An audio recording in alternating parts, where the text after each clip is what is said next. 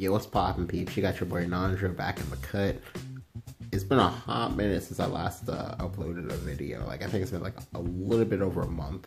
Now, as I kind of mentioned, or at least tried to mention on Discord and things like that, like, a large part of it was just because, like, OBS recording things on my computer does not do well enough.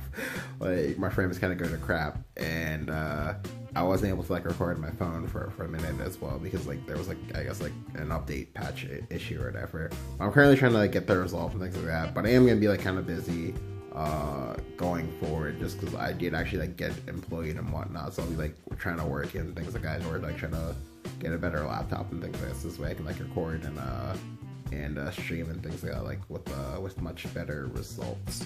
But anywho, getting on to the actual topic of this video. So I've seen this a lot, and I mean a lot, and I think I do have videos about this, but I wanted to go ahead, and if I didn't, because I didn't actually check because I wasn't feeling it, actually just go ahead and talk about amulets today. So there's a lot of things that go into amulets, and a lot of things that people like might not be aware of that they're actually, I guess, like kind of like prerequisites to actually being able to play and be successful on an amulet related deck. So when I say amulet related deck, I mean things that say where an amulet you play of some sort, it is actually your like primary or like main win condition. So for example, going down the list, we'll go ahead and start off with Tenko Shrine. This is probably like the biggest one in rotation right now. There have been others, but this is definitely I think like hands down what I'm gonna be like focusing on, especially just because like that is gonna be the subject matter for this video. But of course, other examples would include Polyphonic Roar, which I know I've like covered like to the ends of the earth and back. So I'm not really gonna talk about this that much. Support Cannon was kind of a bigger one, but kind of had some leeways. But of course, you still saw people just like mess up with it, which we'll talk about like after I finish my explanations. I guess like the last few big ones are like Grave Desecration. You don't really see this that much unless you're seeing it off of Treasure Map, but yeah, and usually it's more of a take two thing, but yeah. So when I talk about these amulets, like these amulets, as you may already know, they're very, very powerful. Like when you can resolve them properly, you win. But like resolve them properly and then play the rest of the game properly, you'll win. But most of the time anyway. But a big thing is actually getting there. It's both the getting there and then the staying there and not dying for it. So the big thing we have to think about when you're playing amulets, when you're playing like amulet early strategies and you're trying to get your amulet to play, you have to actually think about your amulet several turns in advance. But usually, to keep it kind of simple for you guys, you want to go ahead and try to like acquire what I like to call spatial thinking, and just kind of like map out in your head like, okay, how exactly in detail is this game going to play out? Like, because like many times, especially on stream, you will like watch me be like playing in a matchup, and I'll tell you like from start to finish, okay, it's gonna happen like this, and then this is gonna happen, then this is gonna happen, and so on and so forth, right? But not talk about like my turns, because obviously like I'll talk about that when it's actually like my turn. I'll be talking about like my opponent's turns and be able to like successfully like dictate, okay, well, this is what they're gonna do, this is what they're gonna do, whatever. And mind you, it's not always because I've kind of like forced them into position. It's just because I've required the spatial thinking to kind of like understand how like these like basic like ladder cats out here are gonna be like thinking, and things like that, and that's a very, very powerful skill, like a very, very powerful skill, something you can take advantage of, something that can actually go ahead and increase your percentage points towards like winning games. But when actually playing amulets, you have to think about the turn before you play the amulet, the turn of, and then the turn directly afterwards. I think these three turns are probably like gonna be the biggest regarding your amulet. Assuming of course your amulet is like a 5-mana amulet, or something that has some kind of like bizarre like opportunity cost attached to it. Now obviously, yes, there can actually be like arguments for some of the smaller ones, being like this as well. But I would just want to touch on the 5-mana ones at least for this video, just because like obviously at 5 mana it literally costs like half your mana pool. sometimes your entire mana pool if you're playing on curve. So you really want to make sure that you actually like get these turns correct. They're actually like doing what you're supposed to do and not, you know, dying for it. But again, obviously, if people were capable of that, I wouldn't be making this video. So many times what I'll see is I'll see people just like kind of like eat a billion damage, but not have, you know, an exit strategy for the eating a billion damage other than just, you know, go like top left and just, you know, move on to the next game. And that's obviously like, that's not like tenable to me. I don't know. Like I'd rather when I play, you know, Amulet deck or whatever, just kind of like, you know, understand it properly, do what I gotta do, collect my W, collect, you know, my like 150 points, and, you know, go on to the next game. I don't want to, you know, be out here catching L's, and I'm pretty sure you guys don't want to be. You guys don't want to have that happen to you either. Just because like it leaves you, you know, kind of feeling very frustrated, and for me, like the biggest thing that I'll hear a lot of times is that, oh, well, amulets in this game are trash. Like Saigon should really buff these. No, please do not buff them. You don't need to buff them. It's like they really like it just requires more cognizance and more like respect on the player part. Like and a lot of it is in fact actually player error, which you're gonna see in these two like sample games. So as I kind of said earlier, the biggest one is that I see like tenko shrine players make this mistake. Although obviously this applies to many of the amulet, to many of the O, is that they need amulet to function. And amulet actually costs like 1-2 mana. Yep, let me go ahead and like manage to somehow fuck it up in a way that I just can't lose the game on the spot. Somehow my opponent can punish me. That's which of course I can go ahead and talk about if you guys want to like know how to like beat amulet strategies, of course, down the comments below of this video. But yeah, getting into it. So I'll be showing you guys two games. Both games is me on PDK Dragon versus tenko shrine. Now mind you, keep in mind, and this is a pretty important disclaimer. The PDK is actually one of those decks that when played well can usually beat people who try to do these sort of things fairly easily. However, that being said, there are many decks that, again, like when played well, specifically decks that play creatures that when played well can usually like stop you from having tried to do like the greedy, like the really greedy shit that you try to do. Like I think like some exceptions are like Giant Chimera, because they don't really play creatures, so they have to like rely on the Starfleet Blade and things like that. But yeah, all right. So we'll go ahead and go right on to the first game.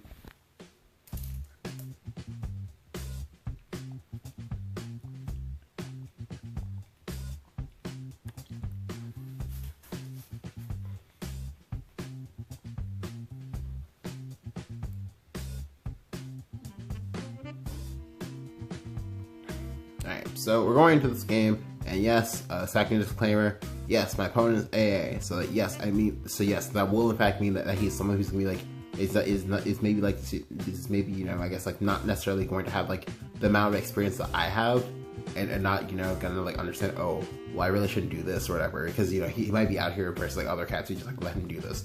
But when you're versus an experienced player, so like when you're like in like the higher echelons of playing, you're obviously like you're not gonna be like out here versus like COD Knight Jim or whatever, who's also in like AA rank with you.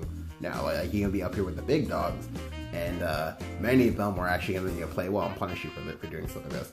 And that being said, even though both this guy and the guy after him are both AA rank players, like I see this shit happen for Masters as well. Like Masters, Grandmasters, you are not like, you know, magically exempt from this. Like I see it happen from them as well. The only reason why I'm just like using this one is because like it's two games I just happen to have on my replay reel at the moment.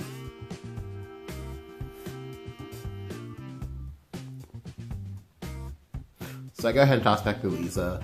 I keep thumbing her, and I for kind of obvious reasons, but yeah.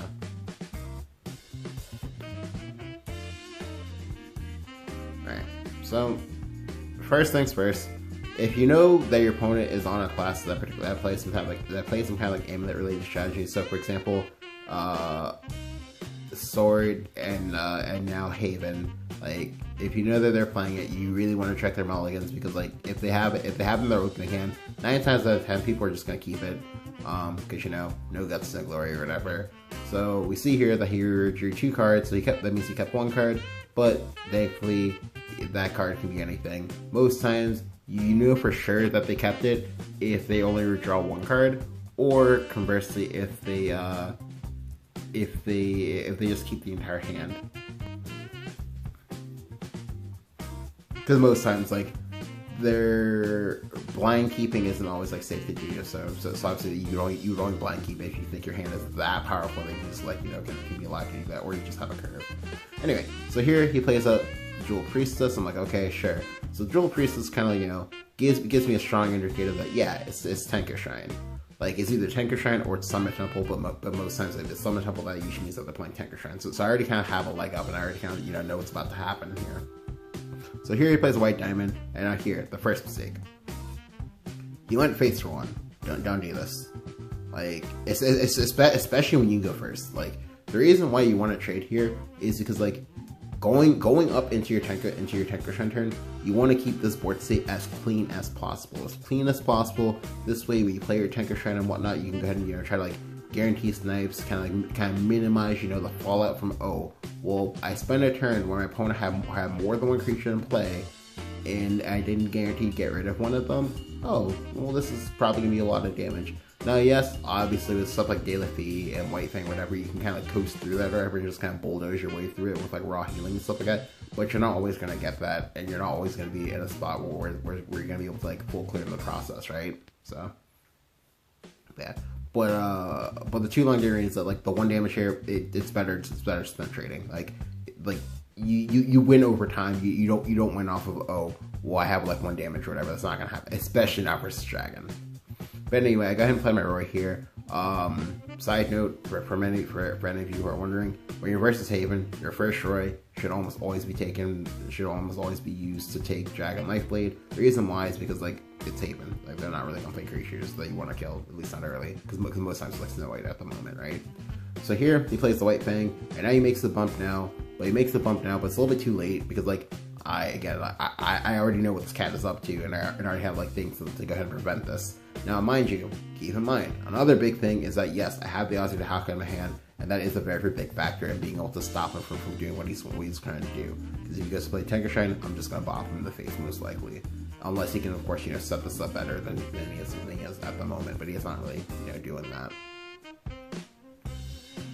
But anyway, here I top deck the Oracle. The Oracle doesn't matter. I just can, you know, go for my double ramp. Now here, I actually do something that's like kind of important, as you'll see shortly. I make sure to keep this Isla at full HP. By keeping this Isla at full HP, I kind of just coerce him into the line that he was already going to go into. But I make sure that oh, well, if he doesn't go for that line, or if he does, he gets punished either way. That's great. Versus Tenko Shrine in particular, you just want to make sure to like not have a creature in play. But if you're playing as a Tenko Shrine player, you want to make sure that they have no creatures in play. Like you want to make sure that they have none. Or if they do, that's in range of a Tenko Shrine. That's in range of a Tenko Shrine trigger to just be able to kill it. Or of course they're just like not taking that much damage. So here I just gonna make the bump. Honestly speaking, making the bump the way I did was a slight misplay. Because the only way I got punished for making it by trading in the 2/2 instead of the 1/1 is that he can go ahead and play Star Torrent and then be able to play Scripture and then be able to full clear the board. Although obviously, you know, if that happens, I'll be fine. I'm not gonna care about that because like I have stuff going for me. But you know, obviously, it's I might not always have stuff going for me. But anyway, as you see here, by keeping the unit at full HP, I forced him to play his Lorena, and I know he's not gonna suicide his guy. I know he's just gonna take the Lorena Fist and just gonna fist my 4/4 and then trade into my 2/2 unit, and I'm fine with that. Because the Lorena Fist is a very big factor here.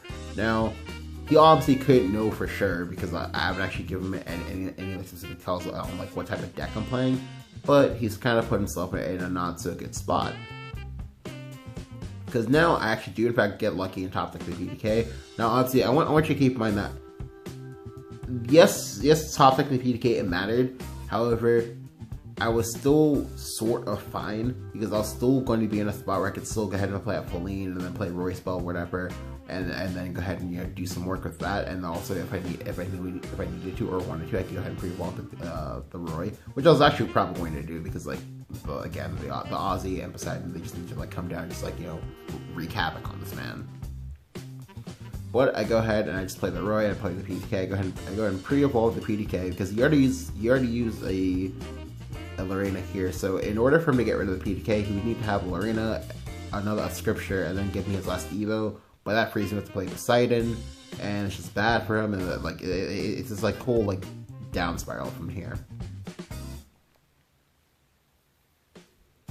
So he draws some cards, but here he is like YOLO and just plays a Tenko Shrine anyway. So I'm gonna be very, very honest with you. There are several ways that this play can go wrong. Like several ways that this play can go wrong. For the first part, one, if I have Aussie in my hand for whatever reason, I can just go and slam the Aussie down here, and then boom, you're suddenly just like screwed because you can't actually get rid of things properly. Two, if I have Poseidon, that means I can just go ahead and like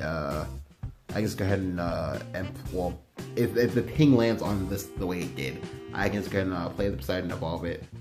Well, evolve something on board. You're probably gonna want to evolve the Poseidon Guard as opposed to the Poseidon itself, and then just go ahead and like wreak havoc on with that as well, and just go ahead and go face for a bunch. Because you deal 3 from the two from the PDK, you have a 3/5, you have a 1/3, and you have a 5/7. Which again prevents you from getting Jean, which is the big thing here. So as you see here, he's already kind of screwed up his turn of, and his turn after is also screwed, right? So it's like two boxes for no, which means that he's probably going to lose this game, barring some unfortunate things happen for me. But I already have all the things I need in my hand, so let's just go. So let's go and slam on the Aussie. And now here, I go ahead and I had the foresight to go ahead and actually just evolve the Roy. The reason why you evolve the Roy is because as a 6/8, the Aussie is already like near impossible to declare. Like he already has like Father Punishment that. But he's Father Punishment that. Where's the answer to PDK? Where's the answer to the PDK? Where's the answer to the Roy? You know, like all these like very giant, massive questions that he has to answer, but it's impossible to answer them all. So here he goes down to 6, and then now he's in checkmate. Because no matter what he does, I'm pretty sure he can only get rid of 2 creatures here, barring something very, very unfortunate, like, oh, he just randomly has Prison Swing into Father Punishment and a second Prison Swing or something like that. But we don't believe in those, because like that's not a thing people do anymore. Anywho, so here most likely he's either gonna play Jean, but he knows he can't play Jean because if he plays Jean, then he has to rely on a. Yeah, if he plays Jean, he has to rely on winning a 50-50, and there's no way you would ever gamble that. It's too crazy. It's just much too crazy. So what we'll go ahead and see here is that he plays a Morai, which would imply that he's playing a Dark Hand, which is fine. It doesn't matter to me because no matter which creature stays alive, I win the game. He can only guarantee to get rid of 2 because he played the Morai, so I'm like, oh, cool, you know, bet, like, you got this. So he plays the Morai. It pops. Of course, the Morai snipes the Aussie, of course, but that's fine. You know, we don't care. It didn't matter because, like, I'm going to win from this spot. So the PDK stays alive, but that's like deadly because I have a billion cards in my hand, and I haven't played like Aficionado or I think I only played like 1 summoner up till now. So like a summoner would like just like win me the game on the spot. Of course, if I hit the summoner, I then hit second PDK and then hit the Aficionado anyway, and that's like, damn. Like, the game just wanted you to lose after that. I was like, yes. It feels punished, man. Feels amazing. And of course, I was gonna play a second PDK, just gonna style on it a little bit. Obviously, it would have sped up a lot of time if I just forced it into him and then just played the Aficionado and then attacked. But of course, I had to style. I just had to do it. I just could not resist because like the way he played the game was a little bit like forced. Like it's again. The biggest thing for being the person who's playing the Amulet deck is, you know, taking the time to take the game slow if you need to. Because your Amulet says 5-mana does not necessarily mean they have to play it on 5 or play it on 6 or whatever. You have to play it when the board state is more accommodating for you to do so. It doesn't always matter how long this takes, and because a lot of times you're not gonna be under like that much pressure. Well, you're not gonna be under like that much pressure to actually get it into play. It's just when you get into play, you'll be fine. Like, we get into play properly without getting pressured too much, you'll be fine, right? So it's just, take your time with it, because like Tanker Trend is not a deck that's like meant to win fast. Neither are many, if really any of these amulets or whatever, that cost like 5 minutes. Like they're not meant to win fast. They're meant to like accrue value over time. So obviously, if you're a value oriented thing, that usually kind of means they're like on the more like slower side, right? So. Alright, so now we're gonna go ahead and hop right into the second game. So the second game, it's gonna be a little bit like the first one, but obviously like there are obviously some like different elements to it. So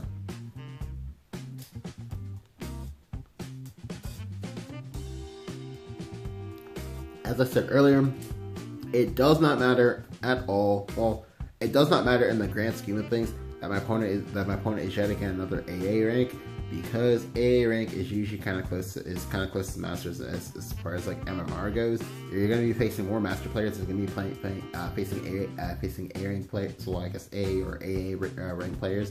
Additionally, as I said before, Master and Grandmaster players do this too. You guys are also at fault. It's just that I just like didn't have enough footage to actually go ahead and be able to be like, oh, well, let me go ahead and like shame this Master player, shame like this like Master or like Grandmaster player, right? So I was like, yeah. Anyway, so I go ahead and toss back both Zoes. Tossing back both Zoes has been like a thing that I've been like doing like recently. Just because if I don't have like 2 good cards, I just don't feel like keeping this item this time, because I've been burned by that too many times. I'm just like, yeah, toss it back. So I go ahead and I have a very, very similar hand to the first game. The only difference is that one is channel 1 first. But here, mistake number 1. He plays the Summon Temple.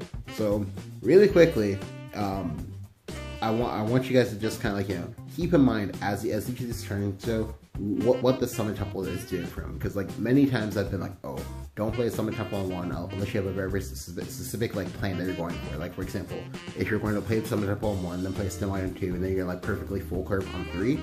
If you're not full curving on 3, there was no reason to play the Summon Temple on 1. But yeah. But he goes in, he does it anyway. Like I said before, of course at this point I had to go ahead and check the handy dandy what he mulligan. I see that he only redrew 1 card, which would imply that, oh, this cat is obviously someone who's playing Summit Tenko, and he has a Tenko in hand. So it's really good information for me, and I can kind of try to use that and try to use that to influence decisions I make going forward. Now here, he plays the Moray. This is mistake number 2. So, unless you've bricked, like massively bricked, you should really try to hold the Moray for going into either your Evo turn, although obviously we know here he's not really going to Evo, because most times, we already know like a strong portion of his hand. We already know that additionally at some point he wants to play Moray. Not Moray, I'm sorry. Let's play White Fang. We know that the White Fang will probably come with the second White Fang, just because like he's gonna high roll me. Like I know he's gonna high roll me a little bit, and I'll be fine. Because like I have the tools to punish him. However, with the Moray is one of the most at times it's like underrated and overrated, but like it's one of the most underutilized cards when setting up your Tenko, just because like it literally reads 2 mana, draw a card to cycle to your Tenko, and then on the Tenko turn, when you choose to play it, blow up a random creature from your opponent. Well, real talk, we all know it's always like the best creature, but that's neither here nor there. The point is that like it alleviates so much pressure for you for just trying to get your Tenko Shrine down and not getting punished there for for the playing before. And then for the playing up, which makes it a great card. Truly and utterly a great card. But we see him go ahead and just kind of throw it away here. The reason why I consider this a throwaway is because I'm Dragon. Like literally the majority of my early games is like, oh, doofuses who just either just like grant me or find me removal spells or find me nests that they're like Somniferous, right? Or I guess Isla who ramps you, but that's like whatever. But the point is that like most likely he's only gonna get to kill a doofus here, and that's like fine with me. I don't care. So he plays a lot of White Fang. I'm like, sure, fine. So at this point, like I said, because he's currently just like curving his ass off, I kind of had a feeling that, oh, Well, here, if I go ahead and I play out a second creature and I just go ahead and ramp, what he's going to do is that one, I'm going to win this 50-50. And that said that like my 2/2 is going to stay alive. And two, he's gonna either play a creature or he's gonna play a second white thing because again, high rolling, right? And then from there, I'll just go ahead and play Warbreaker, who'll play the Tenko Shrine because again, I know he's gonna play the Tenko Shrine. Like they will always play the Tenko Shrine. Then from there, I'm gonna win a 50-50. Well, I guess it's not really a 50-50, but I'm gonna win like a 1 in 3 or something like that, and then tag either my Poseidon or my Ozzy the Haka, slam it, and then deal 1 billion damage and win from there because like he's put me in a spot where I'm allowed to overextend, and I know in my heart I'm not gonna get punished for it. So let's go ahead and see what happens. So of course, like I said before, go ahead and just ramp, take the Dragon Life, go ahead and play the Feline.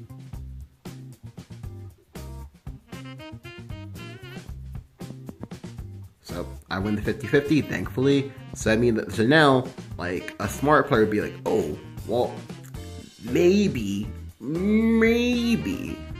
I don't need to play another white thing here. Maybe I can just go ahead and, play out some creatures and just, try to fight for the board and then play out my Tenko Shrine.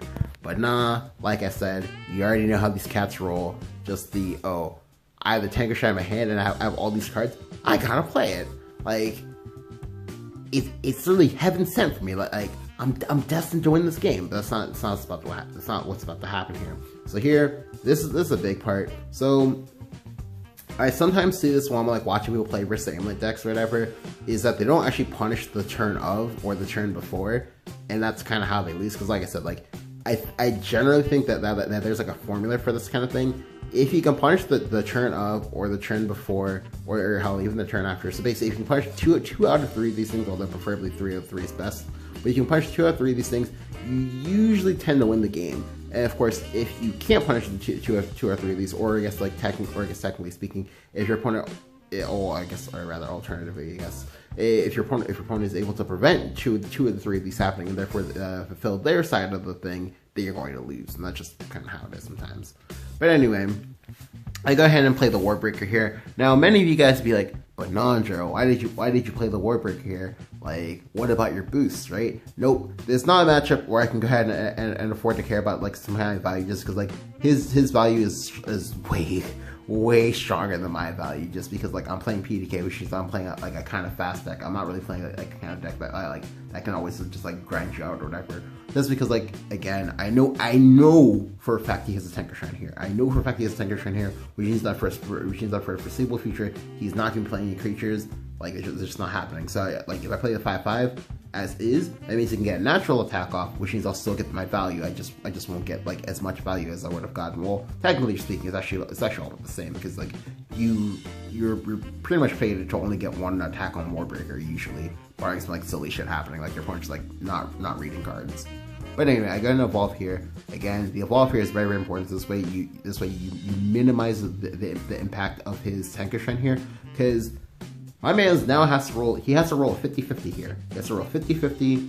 If he loses the 50-50, I'm very, very favored to just run over him. Hell, even by the fact that the Warbreaker by itself is going to stay alive is already dramatically just insane. It's really the most insane thing I've like seen in a while. Just because I'm just like set up here to just like do like good work, like to just like go ahead and just do like disgusting work actually.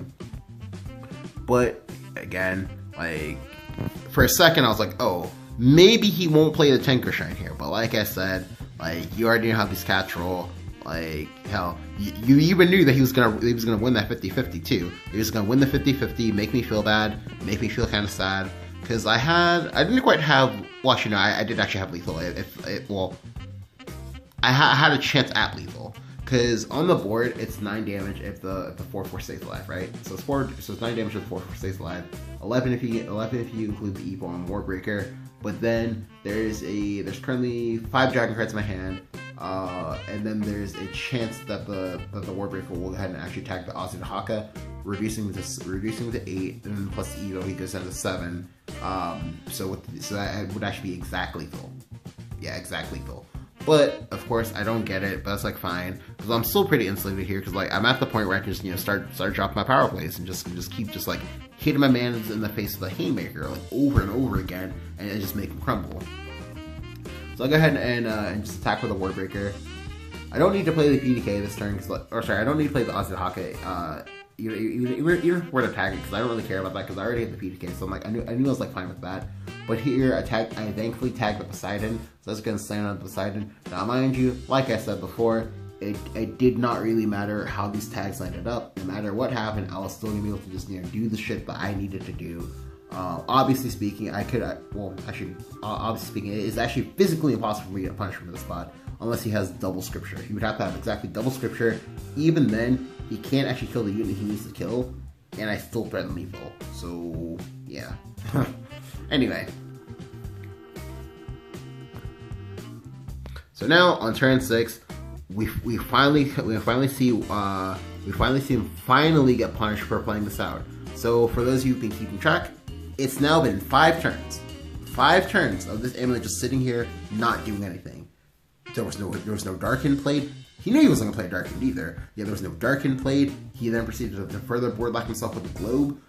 There's now a 6/6 here, but I have wards. Oh, which means the 6/6 can't actually do anything because he's literally prevented from suiciding anything off. And again, we know that he's Haven, so I know that the only physical card he can play in his hand right now will be like Scripture, and that's it.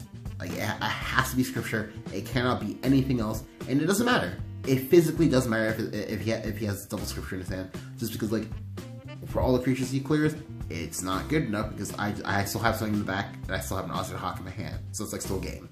But we'll again like watch and see what he has. Of course, he makes the evolve immediately because he knows he has to in order to get rid of something. Yeah, this was like the only trade he made at all this entire game. And again, it doesn't matter because nothing happens here. Nothing happens because 1/3s are really good at blocking shit like this. But obviously, I was so far ahead that I literally could just like press whatever button I wanted. At this point, I would win.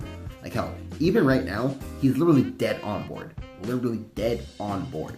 The reason why is because like 5 plus 6 plus 1 is 12 plus evolve is 14. So I technically don't have to do anything else, but of course, you already kind of know that, with all the shit he did here, I've got to style him. It's just a lot of jungle.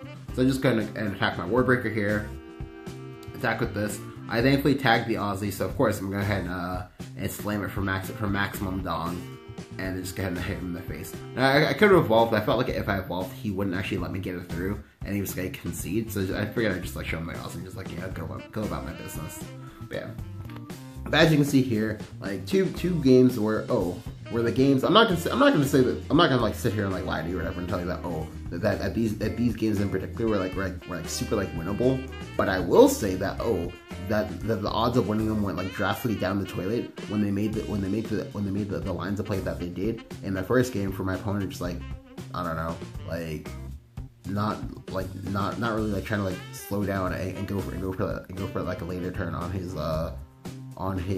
tenko shine, and then for the second game, my opponent just like randomly board locking himself for some like question mark reason, and just kind of like dying for it.